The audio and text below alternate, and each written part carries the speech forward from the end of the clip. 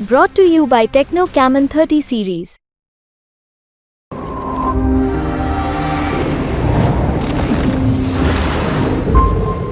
नमस्कार, स्वागत है आपका एमपी तक पर। मैं हूं रवीश पाल सिंह। देश का सबसे बड़ा त्योहार यानी लोकतंत्र का सबसे बड़ा पर्व लोकसभा चुनाव संपन्न हो गया। अब 4 जून का इंतजार है सबको, जब मतगणना होगी और अगली सरकार देश में किसकी होगी ये तस्वीर साफ हो जाएगी।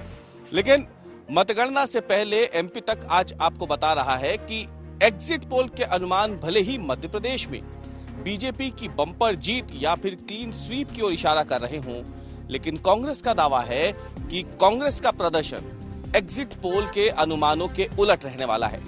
कांग्रेस का दावा है कि भले ही एग्जिट पोल में कांग्रेस को 0 या 1 सीट दिखाई जा रही हो, लेकिन कांग्रेस ये मान के चल रही है कि मध्य प्रदेश की 7 लोकसभा सीटें ऐसी है जहां पर वो बीजेपी को कड़ी टक्कर दे रही है, या कांग्रेस को यह भी लगता है कि वो वहां जीत भी दर्ज कर सकती है। इनमें कई सारी सीटें हैं। राजगढ़ की सीट है जहां से दिग्विजय सिंह जैसा वरिष्ठ कांग्रेस नेता जो है वो चुनाव में है। छिंदवाड़ा की सीट है नकुलनाथ की, वहां कांग्रेस अपने आप को जीता हुआ मान के चल रही है।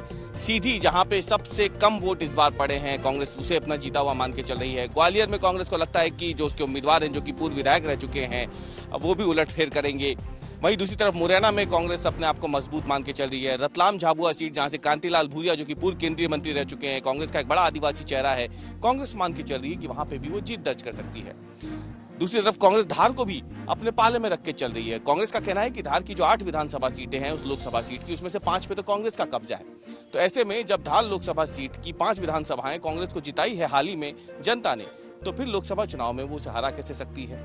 लेकिन आज हम एमपी तक पे आपको बताएंगे कि ये जो सीटें हमने आपको बताई है, कांग्रेस को क्यों ऐसा लग रहा है कि वो इन सीटों पे मजबूत है, क्या उसके पीछे की बड़ी वजह है। तो सबसे पहले आपको बताते हैं सीधी सीट के बारे में।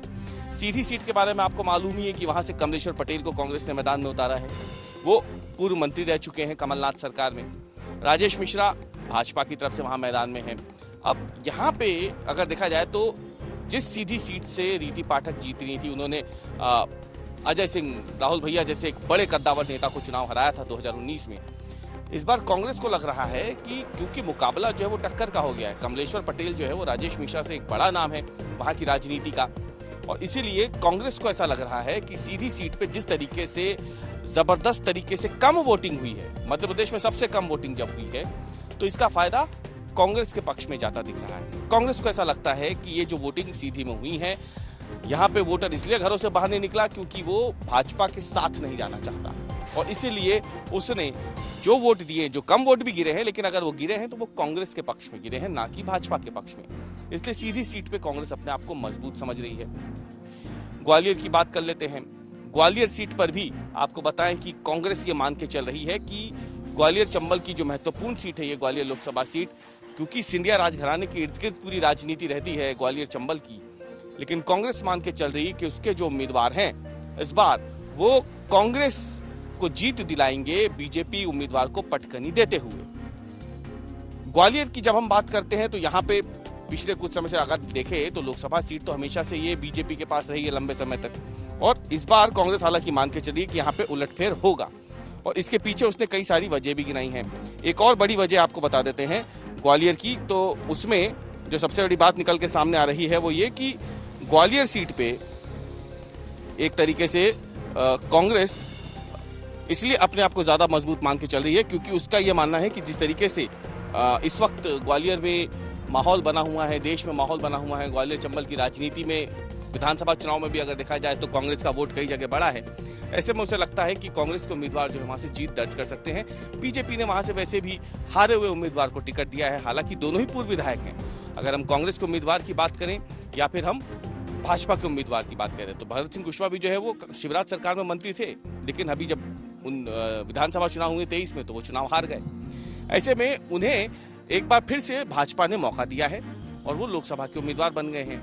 लेकिन कांग्रेस को मानना है कि 2 पूर्व विधायकों की जब टक्कर होगी तो उसमें उनके कामकाज को आधार बनाते हुए वोट दिया जाएगा, और ऐसे में क्योंकि कोरोना के समय में कांग्रेस के जो उम्मीदवार अब हैं, क्योंकि जब वो वहां से विधायक थे उन्होंने जो काम किए थे, अब उसको जनता ध्यान में रखते हुए वोट देने उतरी है।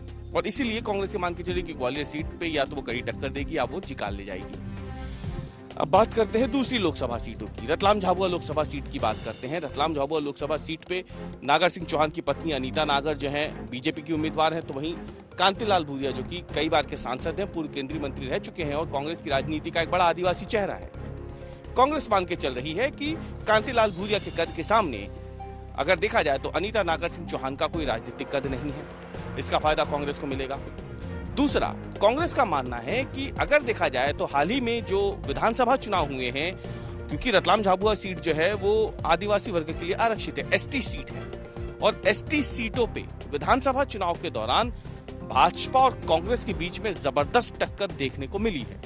ज्यादातर सीटें एसटी रिजर्व सीटें जो हैं वो कांग्रेस ने जीती है विधानसभा चुनाव में। कांग्रेस को लग रहा है कि इसका फायदा भी, यानी आदिवासी वर्ग कांग्रेस के साथ है, और इसीलिए कांग्रेस ये मान के चल रही है कि रतलाम झाबुआ सीट भी या वो जीत सकती है या फिर वो वहां कड़ी टक्कर दे रही है। रतलाम झाबुआ से अलग हटते हम धार की बात कर लेते हैं। नजदीक की लगी हुई सीट है धार लोकसभा सीट। धार लोकसभा सीट पे कांग्रेस और बीजेपी के बीच में कड़ी टक्कर इसलिए भी मानी जा सकती है क्योंकि हाल ही में जब विधानसभा चुनाव संपन्न हुए थे तो धार लोकसभा सीट की 8 विधानसभा सीटों पे में अगर देखा जाए तो 5 लोकसभा विधानसभा सीट कांग्रेस ने जीती थी, 3 विधानसभा सीट बीजेपी के पाले में गई थी। 8 में से 5 सीटें यानी ज्यादातर सीटें कांग्रेस ले गई। ये भी एक तरीके देखा जाए तो धार संसदीय सीट जो है ये भी आदिवासी बहुतायत वाली सीट है। यहाँ पे भी बड़ी संख्या में आदिवासी वोटर है और कांग्रेस इसलिए इस सीट को भी अपने लिए मजबूत मान के चल रही है। 4 सीटों का हमने आपको आंकड़ा बता दिया। सीधी का हमने आपको बताया, ग्वालियर का बताया, रतलाम झाबुआ का बता दिया, धार का बता दिया। मुरैना देख लीजिए। मुरैना में अब तक नरेंद्र सिंह तोमर चुनाव जीतते आ रहे थे, लेकिन इस बार वो नहीं है मैदान में। हालांकि टिकट उन्हीं के कहने पे दिया गया है। कांग्रेस हालांकि मान रही है कि अब जब वहां पे नरेंद्र तोमर जैसा आदमी नहीं है तो जाहिर सी बात है कि वहां पे इस बार जनता उनके नाम के साथ न जाएगी और इसीलिए वो कांग्रेस के उम्मीदवार को वोट देगी। दूसरी तरफ अगर देखा जाए तो मतदान का प्रतिशत मुरैना में काफी कम रहा है। कांग्रेस ये मान के चल रही है कि जहां जहां मतदान का प्रतिशत कम रहा है वहां उसे फायदा होगा, और ये राजनीतिक इतिहास जो है वो भी बताता रहा है कि जब कम वोट पड़े हैं तो वहां पे बीजेपी को नुकसान हुआ है, कांग्रेस को फायदा हुआ है। हालांकि इस बार जो मतदान हुआ है बीजेपी ये दावा कर रही है कि भले ही कम मतदान हुआ है, लेकिन इसका मतलब ये कतई नहीं है कि ये मतदान कांग्रेस के पक्ष में हुआ है। उनका कहना है कि विपक्ष तो था ही नहीं मुकाबले में, तो ऐसे में जनता कांग्रेस को वोट क्यों दे। ये वोट बीजेपी के पक्ष में गया है, ऐसा बीजेपी का कहना है। भले ही वहां पे उम्मीदवार कोई भी हो, लेकिन पीएम मोदी के नाम पे वोट पड़ा है, ये बीजेपी का दावा है। लेकिन कांग्रेस मान के चल रही है कि मुरैना सीट पे भी वो अपने आप को जीता हुआ बता रही है। मुरैना से अब हम नीचे आते हैं। अब नीचे जब आप आएंगे तो दिग्विजय सिंह की राजगढ़ सीट आती है। कांग्रेस इस सीट को टक्कर वाला नहीं बल्कि जीता हुआ मान के चल रही है। कांग्रेस का कहना है कि दिग्विजय सिंह जैसा बड़ा वरिष्ठ नेता, मध्य प्रदेश का पूर्व मुख्यमंत्री, कांग्रेस संगठन पे बड़े पदों पे रह चुके और साथ ही में वर्तमान में दूसरी बार के राज्यसभा सांसद दिग्विजय सिंह, जो इसी सीट से 2 बार सांसद रह चुके हैं लोकसभा के, जब वो मैदान में होंगे और जो कांग्रेस की राजनीति के चाणक्य कहे जाते हैं दिग्विजय सिंह, तो उनके सामने जाहिर सी बात है रोडबल नागर जो बीजेपी के उम्मीदवार है उनका राजनीतिक कद काफी छोटा हो जाता है। दूसरी तरफ कांग्रेस का मानना है कि दिग्विजय सिंह के चुनाव लड़ने की वजह से इस सीट पर किसी भी तरीके के भीतरघात की संभावना ना के बराबर रह गई थी। ऊपर से संगठन ने एकजुट होकर के यहाँ पे चुनाव लड़ा, जिसका फायदा कांग्रेस को होगा, ये साफ तौर पे कांग्रेस का कहना है। वैसे भी अगर देखा जाए तो दिग्विजय सिंह जहां से भी चुनाव लड़ते हैं वहां पे वोटिंग प्रतिशत बढ़ जाता है। भोपाल में भी ऐसा हुआ था और माना जाता है, कांग्रेस का ये कहना है कि क्योंकि संगठन एकजुट हो जाता है, दिग्विजय सिंह जैसे बड़ा चेहरा जब चुनाव लड़ता है तो फायदा कांग्रेस को होता है। लोकसभा भोपाल में जब 2019 में हुई तो दिग्विजय सिंह चुनाव लड़े, यहाँ पे वोटिंग प्रतिशत बढ़ गया। हालांकि उसका फायदा दिग्विजय सिंह को नहीं बल्कि कांग्रेस के सामने जो उम्मीदवार खड़ा किया था भाजपा ने, साध्वी प्रज्ञा सिंह ठाकुर, उन्हें हो गया। अब रोडबल नागर 2 बार के सांसद हैं, दिग्विजय सिंह 2 बार के सांसद रह चुके हैं राजगढ़ से, और जिस तरीके से वहां पर जबरदस्त वोटिंग हुई है, कांग्रेस का संगठन एकजुट होकर चुनाव लड़ा, ऐसा कांग्रेस का कहना है। दिग्विजय सिंह साथ में थे तो उन्होंने नाराज लोगों को मनाया, भीतरघात नहीं होने दिया, और इसलिए इसका फायदा दिग्विजय सिंह को मिलेगा। राजगढ़ सीट कांग्रेस जीत रही है, वो ऐसा मान के चल रही है। अंतिम सीट की बात कर लेते हैं हम, वो सीट है छिंदवाड़ा लोकसभा सीट। अब इस सीट पर हम सबसे अंत में आए हैं, लेकिन देखा जाए तो ये इकलौती ऐसी सीट है छिंदवाड़ा लोकसभा सीट जो इस पूरे चुनाव में एक तरीके से केंद्र बिंदु बनी रही है एमपी की सियासत का। बरसों से यहाँ पे नाथ परिवार का कब्जा है। कमलनाथ यहाँ से 9 बार के सांसद रह चुके हैं, एक बार उनकी पत्नी अलकानाथ सांसद रह चुकी हैं, एक बार उनके बेटे नकुलनाथ सांसद रह चुके हैं और अब वो उम्मीदवार हैं। कांग्रेस का मानना है कि जिस तरीके से यहाँ पे भारतीय जनता पार्टी ने अपने आला नेताओं की बॉम्बार्डिंग की, इसे एक तरीके से युद्ध क्षेत्र बना दिया गया था छिंदवाड़ा को। बीजेपी के तमाम बड़े नेता, अमित शाह से लेकर के राष्ट्रीय अध्यक्ष हों, भाजपा के दूसरे बड़े नेता हों, अन्य राज्यों के मुख्यमंत्री हों, मध्य प्रदेश के मुख्यमंत्री हो, पूर्व मुख्यमंत्री हो, सभी लोगों ने छिंदवाड़ा में जबरदस्त तरीके से चुनाव प्रचार किया। यही नहीं, ये कम पड़ गया तो कांग्रेस के तमाम बड़े चेहरों को छिंदवाड़ा से चुन चुन के तोड़ा गया, उन्हें भाजपा में शामिल कराया गया। इनमें से सभी कमलनाथ के करीबी थे।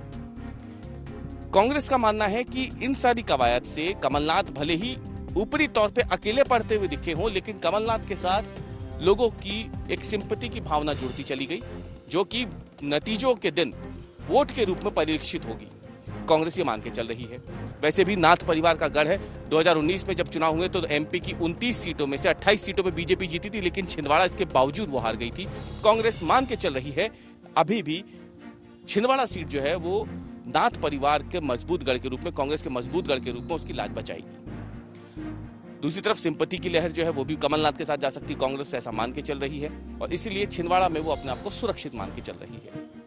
कुल मिला के देखा जाए तो एग्जिट पोल के आंकड़े कांग्रेस को हतोत्साहित जरूर कर रहे हैं, लेकिन कांग्रेस का मानना है कि एग्जिट पोल से उलट उसका प्रदर्शन है और नतीजों के दिन जो control room, war room Congress ने अपने बनाया है, उसके जरिए वो मतगणना पे कड़ी नजर रखेगी और ये सुनिश्चित करेगी कि किसी भी तरीके की कोई गड़बड़ी मतगणना वाले दिन ना हो।